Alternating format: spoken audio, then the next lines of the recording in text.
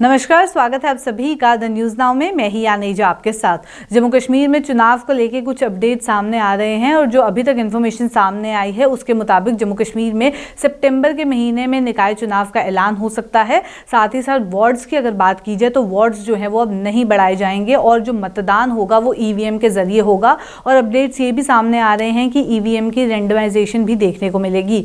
मुख्य चुनाव अधिकारी कार्यकाल की ओर से सितंबर के महीने में चुनाव होंगे, इस तरीके से मानकर तैयारियां जो हैं वो की जा रही हैं। इस बीच नगर निकायों में कोई वार्ड जो है वो नहीं बढ़ाया जाएगा और ईवीएम के जरिए मतदान कराए जाएंगे, तो कुछ चेंजेस जो हैं वो देखने को मिलेंगे। जम्मू और श्रीनगर की अगर बात की जाए तो जम्मू और श्रीनगर को छोड़ के विभिन्न जिलों में नगर पार्षद व नगर पालिका के लगभग 970 वार्ड्स के लिए चुनाव होंगे। जम्मू नगर निगम के 75 और श्रीनगर के 74 वार्ड्स के साथ पूरे प्रदेश में 1119 वार्ड्स के लिए चुनाव जो है वो करवाए जाएंगे। 2 नगर निगमों के अलावा 75 नगर पालिका व नगर पार्षद भी हैं। सूत्रों का कहना है कि दोनों ही संभाग जम्मू और कश्मीर में 4 चरण में जो है चुनाव हो सकते हैं। नामांकन और मतदान व परिणाम की घोषणा के साथ ही पूरी चुनाव की प्रक्रिया जो है वो अक्टूबर में पूरी कर ली जाएगी। इस तरीके के अपडेट्स जो हैं वो अभी तक सामने आ रहे हैं।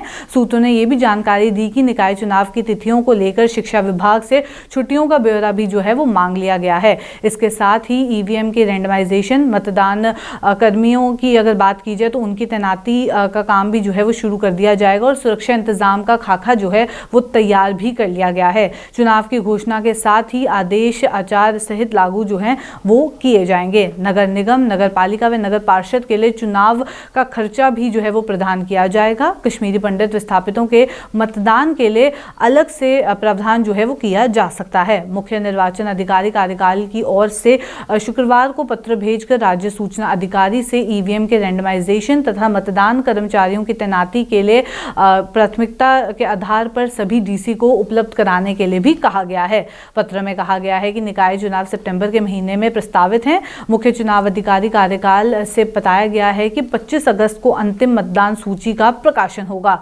इसके बाद वार्ड्स का आरक्षण भी किया जाएगा और फिर चुनाव की तिथि का ऐलान किया जाएगा। प्रशासनिक तैयारियां काफी तेजी से हालांकि इस समय जम्मू कश्मीर में चल रही हैं।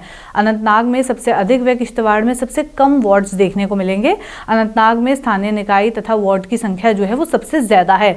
वहीं अगर बात की जाए 10 निकाय व साथ ही साथ लगभग 139 वार्ड्स हैं यहाँ पे, जबकि सबसे कम किश्तवाड़ में देखने को मिलेंगे जहाँ सिर्फ 13 वार्ड्स ही हैं। शोपियां और गांदरबल की बात की जाए तो वहाँ केवल 17 वार्ड्स हैं। अब आप अपनी स्क्रीन पे देख सकते हैं कि कौन कौन से जिले में कितने निकाय हैं और कितने वार्ड्स जो हैं देखने को मिलेंगे पूरे जम्मू कश्मीर में। अधिसूचना के अनुसार नामांकन 16 से 23 अगस्त तक होगा। नामांकन पत्रों की जांच जो है वो 24 अगस्त को होगी और 26 अगस्त तक नाम वापस लिए जा सकते हैं। इसके साथ ही 10 सितंबर की अगर बात की जाए तो सुबह 8 बजे से लेकर शाम 4 बजे तक मतदान होगा। ये अपडेट्स जो हैं वो अभी तक सामने आ रहे हैं। मतों की गिनती जो है वो 14 सितंबर को होगी। पूरी प्रक्रिया 20 सितंबर तक पूरी कर ली जाएगी। ज्ञात हो कि इससे पहले 2018 में चुनाव में अगर बात की जाए, जो चुनाव हुए थे उसमें नेका को 10, कांग्रेस को 8, पीडीपी की बात की जाए 2, भाजपा को 1 तथा निर्दलीयों की जो है वो 5 सीट मिली थी। बाद में पीडीपी के सदस्यों ने भाजपा का दामन थाम लिया था और भाजपा की